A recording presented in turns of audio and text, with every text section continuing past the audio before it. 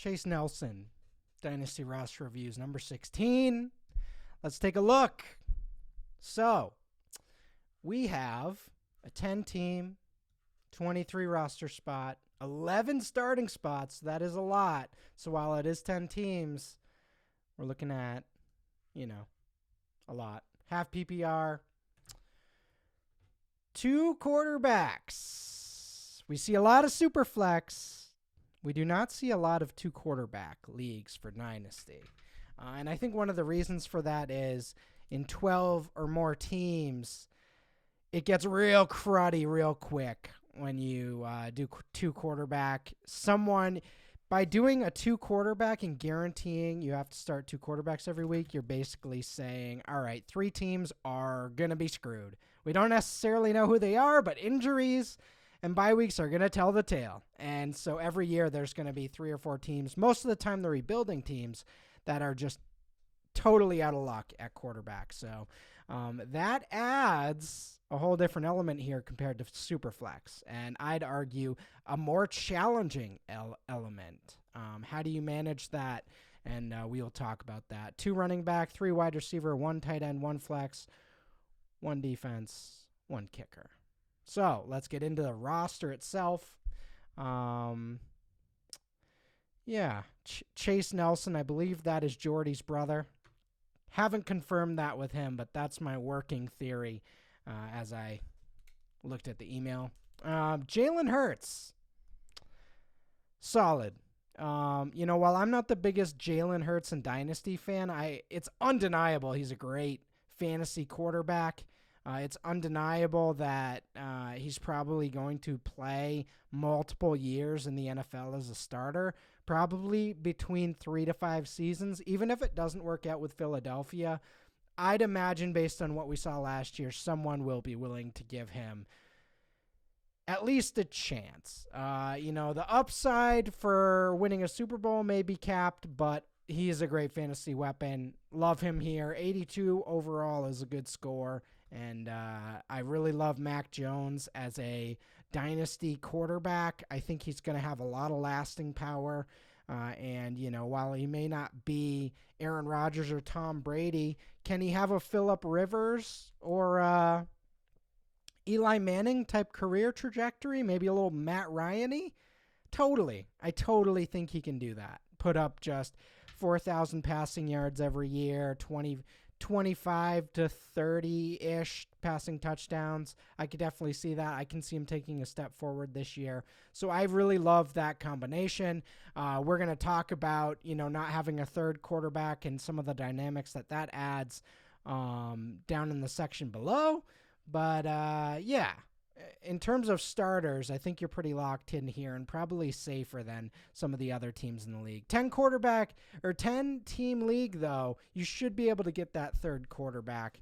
I talk about it in the weaknesses section, but Jared Goff, Matt Ryan, even a Carson Wentz or Baker Mayfield or something like that. Anything in there to sort of plug in and play. Running back, we obviously love Javonte Williams, love Austin Eckler for this year. These two are a great combination, at least for the next 2 years.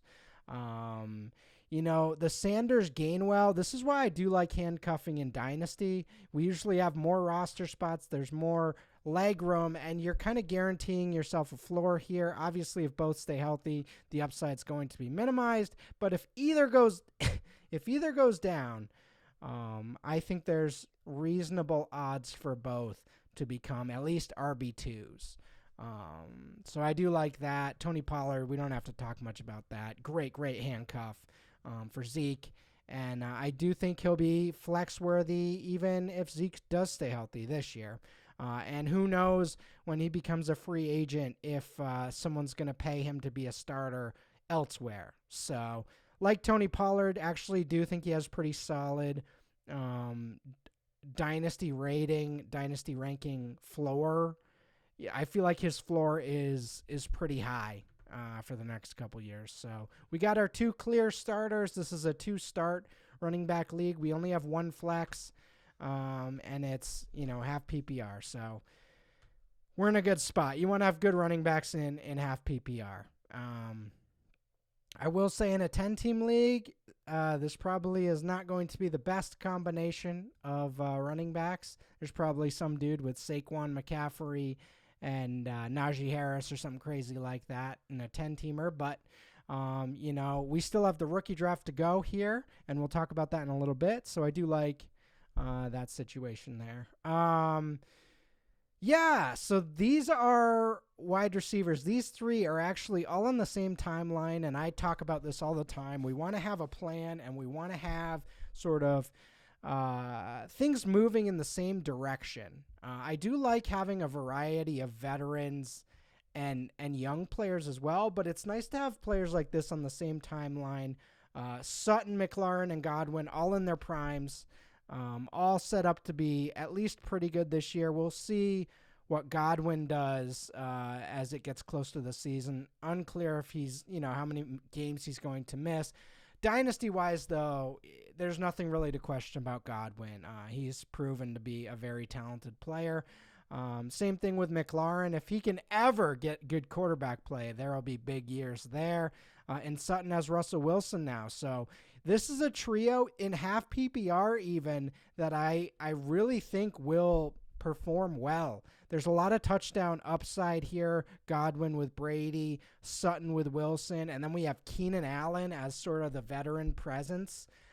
Keenan Allen is, older, but for a team that's contending like this one, should be a nice addition. We obviously know Keenan Allen's a depreciating asset, but if he's in our lineup, if he's paying off, every couple of weeks as sort of a nice high floor play, we're not going to care about that depreciating asset. I rode Reggie Wayne, Steve Smith, guys like that for years, even when their dynasty value had far, far taken a hit. So, I think that's really important to look at here. So really like that. Really like this top five. Again, we could probably use a little more depth, and I'm guessing there will be after the rookie draft, which we'll talk about in a second. And as mentioned on the weaknesses section,